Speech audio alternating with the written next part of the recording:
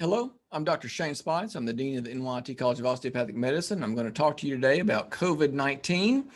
This is going to be a bit of a fast and furious update, so bear with me. We'll go through these slides. Lucky for you, you can slow them down and back them up if needed. Let's go ahead and get started. I will go ahead and share my screen so you can see my slides. We will start off with the COVID-19 update. All right, so let's jump right into it. What's the big deal? This Delta variant thing, we had COVID-19 last year. Isn't this the same thing? No, unfortunately not. What happens is whenever viruses get spread around a lot, certainly in a global pandemic like this, and you can see in the top left-hand corner, this was the US rate of spread of COVID-19. You can see there between November and February, there was a whole lot of virus being spread around our country and even around our world.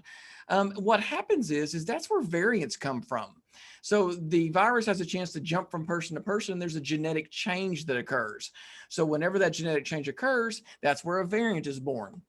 That's actually where the Delta variant came from. Came from India back in December of 2020. It quickly spread to other countries, including the United States. Now it accounts for about 95 to 97% of all COVID cases here in the United States. Recent studies have shown out of China that the Delta variant compared to the original strain, there's about 1,000 times more virus in the mouth and the nose of an infected person with the Delta variant as opposed to the original strain. What about different symptoms? Well, we don't see as much loss of smell or taste with the Delta variant or even as much cough. Oddly enough, it could be as simple as a runny nose, headache, sore throat seems to be there. They may or may not have fever. The symptoms are much milder in someone who's vaccinated, so it can be even harder to pick up on those individuals. What about it being more contagious? And this is really the big problem, so it's important for you to hear this. With the original strain of COVID, if I was sick with COVID myself, I might infect 2, maybe 3 more people. With the Delta variant, if I'm sick with the Delta variant, I'm going to infect 5 to 8 more people. It's much more contagious. That's why we're seeing so much more spread and so much more activity of the Delta variant, not only in Arkansas, but across the country, is because it's so contagious. How do you think that's going to work out by putting 20, 25 kids in a classroom together? Well, it's not going to be too well. What about the severity of it? What about the severity of COVID? Is the Delta variant much more severe? You know, right now we think it's maybe a little more severe, and there's 3 studies looking at that out of Singapore, Canada, and Scotland that do show a higher rate of hospitalization.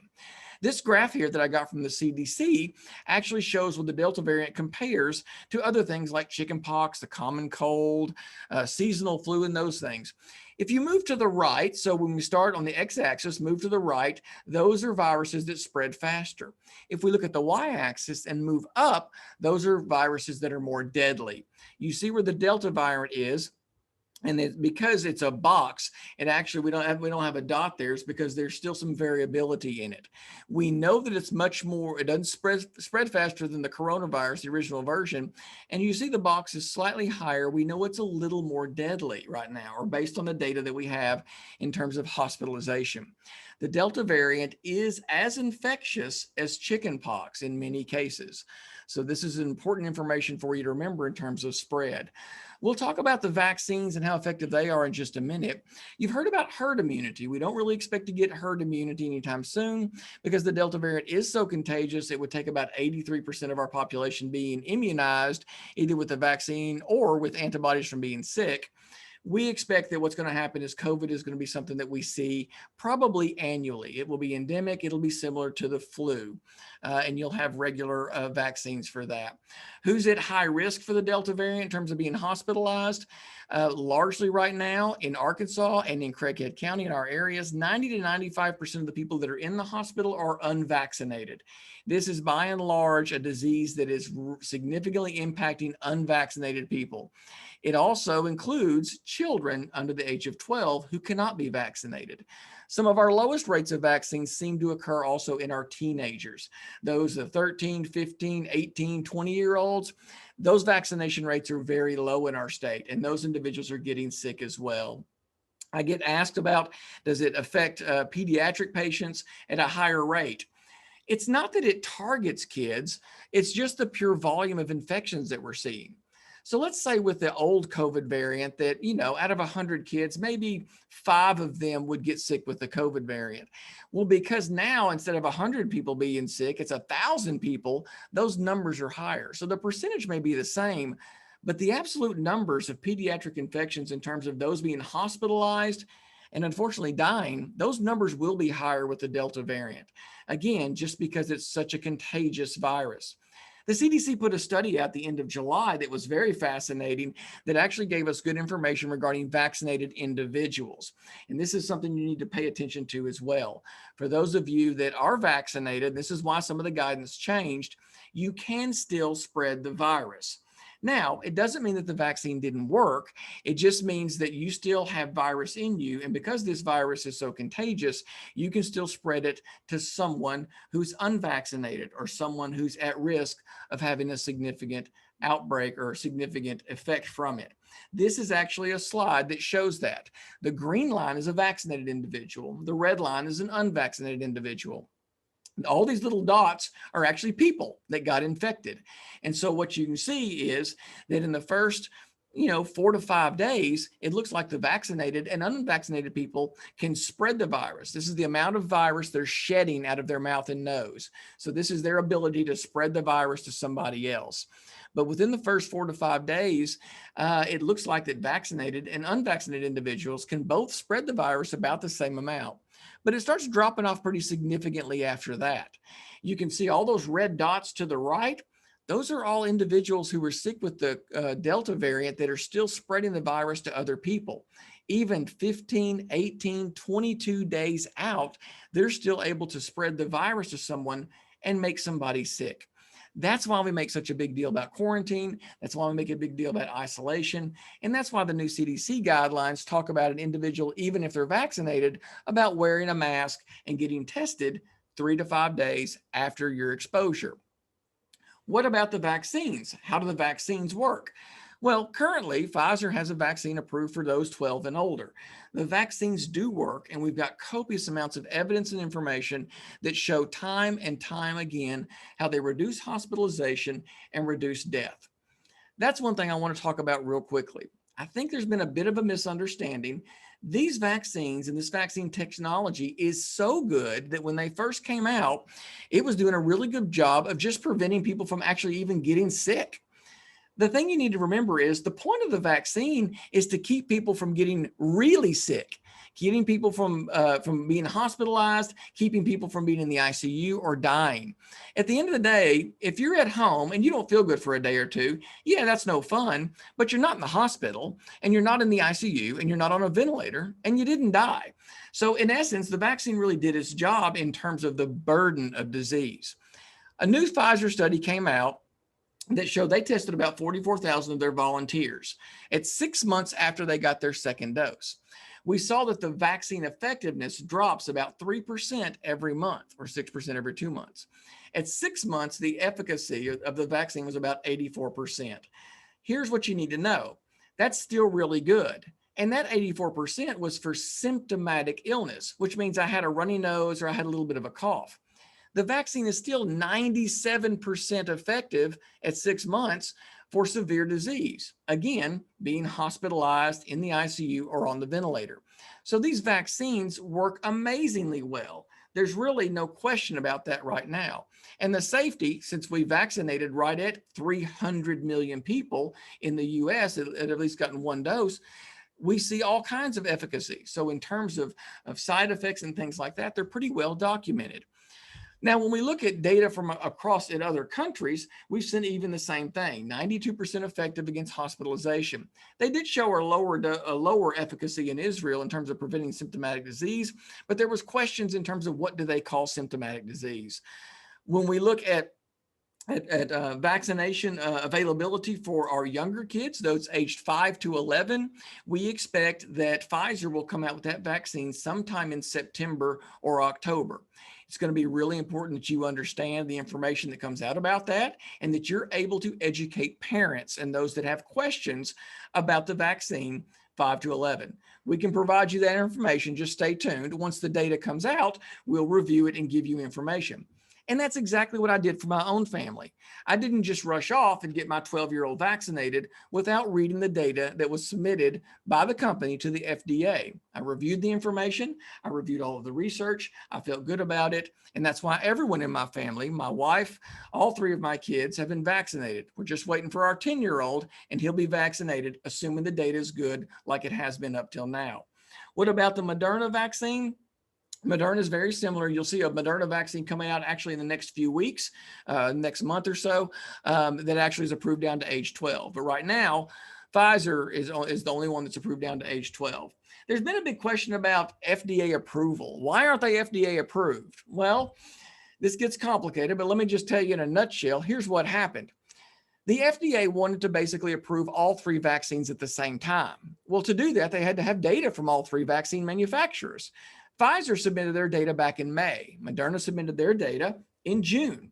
Johnson & Johnson has yet to really submit all of their data. There was still some more data that was being required of Moderna, so they hadn't gotten all theirs in yet either. The problem is that Pfizer's been waiting around because they have had all their data and they've had it all submitted to be reviewed.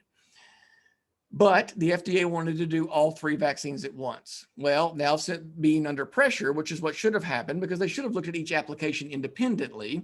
Now they are going to be looking at Pfizer's application to get it FDA approved. There's no reason to think that Pfizer won't be FDA approved based on the data they've all submitted. You can expect that in the next 2 to 4 weeks as well. That was probably an error on the side of the FDA. What about the Johnson & Johnson vaccine? I'll be honest with you, the data is mixed on that in terms of its coverage in the Delta variant. Johnson & Johnson put out their own press release that said that the data was good, said that it covered the Delta variant, but they didn't really release the data themselves for review. An NYU study came out that showed it's really only 33% effective at preventing symptomatic disease and maybe only 50% at actually moderate to severe disease. Well, that's not great. The authors of that study at NYU said, you know what, you're probably going to need a booster dose for the Johnson & Johnson. And at this point, they recommend you use a booster dose of Pfizer or Moderna. That's going to sound strange. Just wait on that. The FDA will weigh in, but don't be surprised for those of you that got the Johnson & Johnson that you may hear about a booster shot in the coming weeks. What about how effective the vaccine is? And this is actually a CDC slide. The green bar is unvaccinated people. The blue bar is vaccinated people. And you can see they look at not only the incidence of disease, how many people got the disease, but when you look at hospitalization and death rates, you can see how they're significantly different for people that are fully vaccinated, again, in the blue, versus those that are unvaccinated. There's really no question in terms of these vaccines and preventing hospitalization, ICU admission, and death. What about the booster vaccine debate? Well, we can expect right now Pfizer is recommending a booster vaccine, and they say based on the data they submitted, which I just showed you, they think you need a booster. The FDA and the CDC say, look, Pfizer, you've got a great vaccine. It's still showing 97% effectiveness at preventing hospitalization and ICU admission at 6 months. Why would you need a booster? So that's where that debate is going back and forth right now. I can expect that what will happen is, and this is what happened over in Israel, they decided to give a booster dose for individuals 65 and older and those that had a compromised immune system. Why is that? Because older individuals, specifically senior citizens, their antibodies, they go away quicker and they drop sooner. Those individuals probably do need a booster vaccine, and they probably need it sooner than the general population. So you can expect in the coming weeks and months that there will be a booster vaccine that's FDA approved, specifically for Pfizer and likely Moderna, that will be recommended for senior citizens and those with a compromised immune system. What about breakthrough infections? I got the vaccine, I still got sick. How does that work? Again, you got to remember that the vast majority of those that are hospitalized are unvaccinated individuals. It doesn't mean that people that got the vaccine can't get sick. They can. They just don't end up in the hospital or on the ventilator. And you may say, well, how does that work? Well, it actually is going to be a higher number here in our area. What do I mean by that? I mean that people that have been fully vaccinated are going to get sick. They're going to get sick with the COVID-19 virus or the COVID-19 Delta virus. Why is that? Well, because every time you come in contact with a sick person, you pretty much roll the dice. And so if most of the people around me are vaccinated, it's very unlikely I'll run into a sick person. But if there's a lot of sick people around me, then every time I roll the dice, I've got a high chance of catching it from somebody. So if I have to roll a 6, let's say out of a 6-sided dice to catch the Delta variant, if I come in contact with one person today, my chances are pretty good I won't get sick.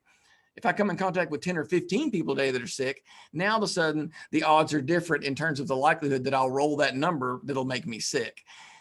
Unfortunately, here in Craighead County, our fully vaccinated rate is only 29%. That's very low. That means we've got a lot of people that are unvaccinated, a lot of people that will likely get infected with the Delta variant and will likely be spreading it to others. And so that's why you'll see more breakthrough infections for people that are vaccinated in our area. When we look at data from other countries that have already had the Delta variant, specifically like over at the UK, they've seen some population data, and specifically there, they've got a group of about 3,700 that were hospitalized. Of that group, about 23% were fully vaccinated. That's probably closer to what the number will be in our region as well. Right now, we're seeing a much lower number, but we still have yet to hit our peak in terms of our Delta curve. So the take-home points on that is, yes, fully vaccinated people can get the Delta variant. They can pass it on. It's usually much less likely. You're not going to be hospitalized. You're less likely to be, on the ventilator or dying from it. What about people that have had COVID in the past and feel like they've got immunity? They do have some immunity. If you had COVID last year, you do have some antibodies. The current data shows that those antibodies start going away about 6 months. And so your antibodies start dropping at about 180 days, and that means you start losing your immunity. The studies that we've seen so far, individuals that have had COVID in the past and then got fully vaccinated, those individuals had the highest level of immunity compared to any other group. Those are the people, I hate to say this, they almost consider them bulletproof. So if you'd had COVID in the past and then get fully vaccinated, your immune system is well primed, and those people do the best in terms of against the Delta variant. And again, this slide also talks about those that are at higher risk of getting the Delta variant, and risk of hospitalization. What about CDC guidelines and updates? This is important for you to know. Universal masking is recommended for teachers, staff, and students and visitors to school regardless of vaccination status. And the reason is because you're in these smaller classrooms, in these buildings, you're in confined spaces, and we know that even a vaccinated individual can spread the virus for the first 5 days or so after they're infected. So you need to use a mask. Masks have great evidence. Contrary to what you may have heard or seen, the evidence around masks is now really solid, and it's a recommendation. Which mask works the best? An N95 mask is the best mask that works, followed by a surgical mask, and then a 3-ply cloth mask of a 70-30 blend. So those are the different levels. Obviously, like I said, an N95 works the best.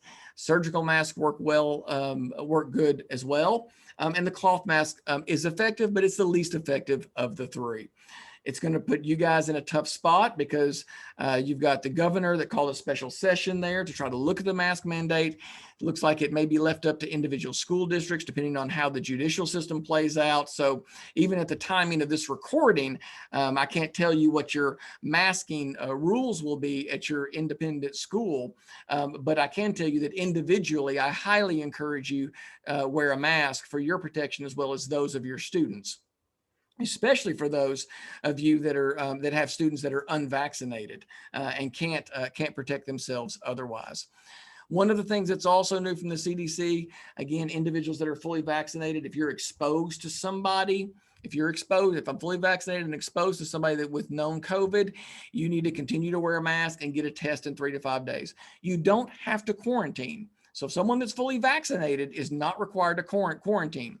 If you're unvaccinated, you do have to quarantine. And just as a brief update or reminder of the quarantine and isolation rules, here's where they are right here. They're on the CDC website as well.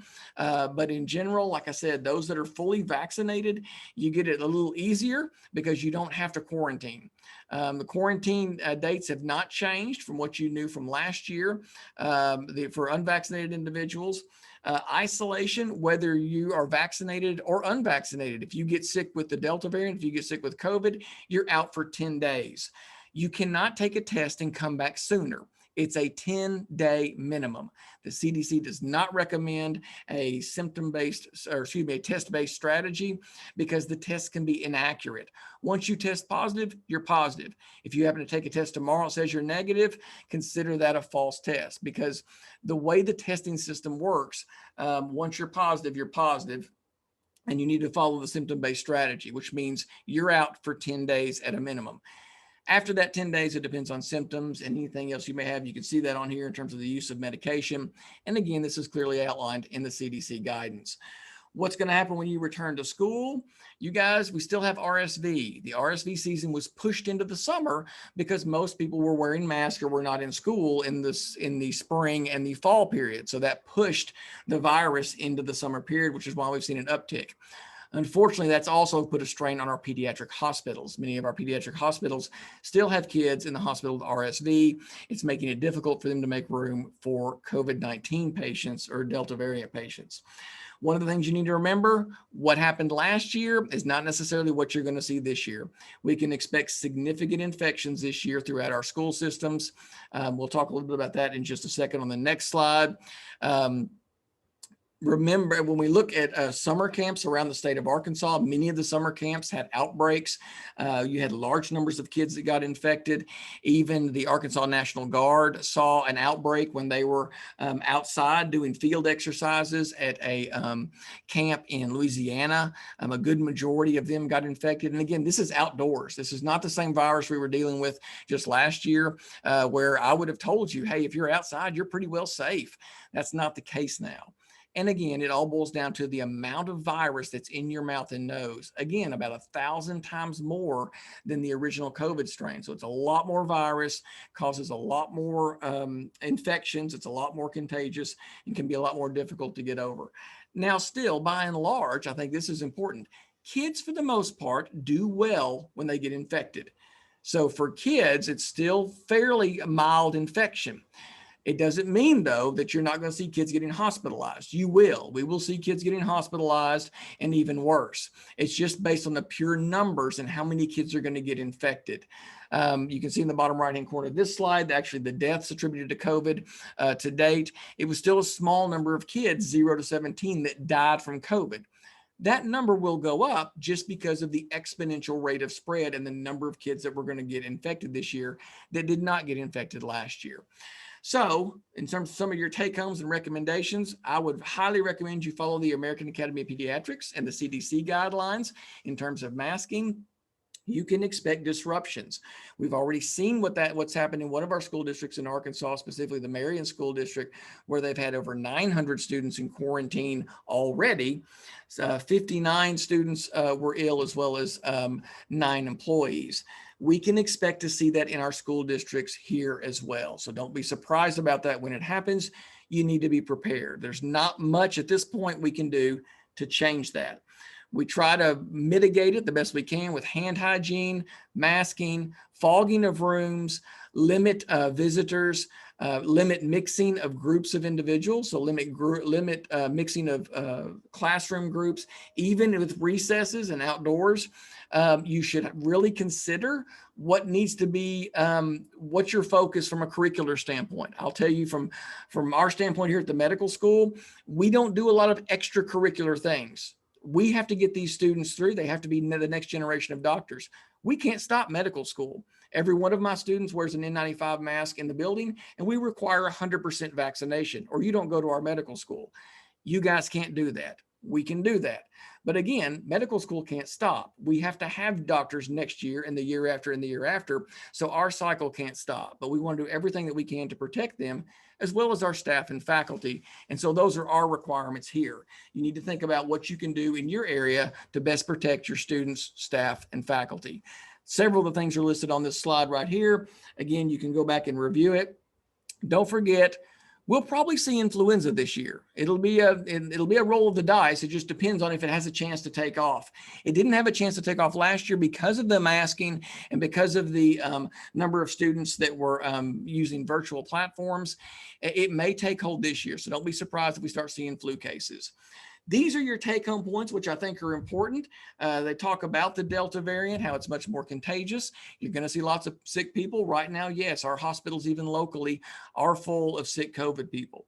You're going to have a tough year. Teachers, administrators, staff, it's going to be tough. It's going to be tougher than it was last year based on everything that we see right now from other countries, from other states, and even the school district that's already started. This is going to be a challenge for you. Again, we don't see it actually targeting students, specifically targeting children, but just by the pure volume of infections, you're going to have more kids that get hospitalized and even worse. I don't have any debate on the masks. I've seen the data, I've seen the research, and I've seen the evidence, and I've seen it across the country as well as globally. And so I don't think there's any question in my mind about masks and their efficacy. And that's why I wear them. I encourage you to wear them. And I encourage my family, my kids to wear them. Vaccines work. The data behind the vaccines is good. I realize there's a lot of vaccine myths out there. I realize that it sounds really scary when you go to social media. I've posted most of the vaccine myths and debunked them on my Facebook page. This is a really complicated topic. It's a complicated topic even for the average doctor. Most of this we cover in medical school, and most doctors forget that when they go out and start practicing, whether it's ophthalmology or pathology, or orthopedic surgery. This is not something they do every day. This is something we at the medical school do every day. I have researchers that do this. Our dean of research actually studied the SARS virus even before the outbreak of COVID. I have a lot of resources at my fingertips that I rely on to give me good information and explain this to me. Even me and everything that I understand, I have to lean on people to explain some of the data and the research.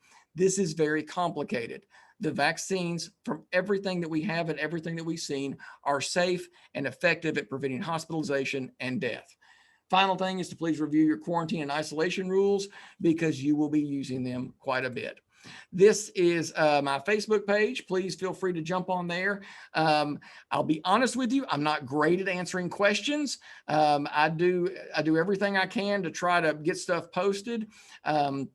It's all that I could do to run a medical school and then try to dispel myths and get good information out there about COVID, about the vaccines, and again, try to really dispel the misinformation and disinformation that's been propagated. In many ways, that seems to move faster than the virus sometimes. But I'm always happy to help any way that I can. If there's other questions, don't hesitate to email me directly or reach out. With that, I'm Dr. Shane Speights, Dean of NYIT College of Osteopathic Medicine, and thank you for your time and your attention.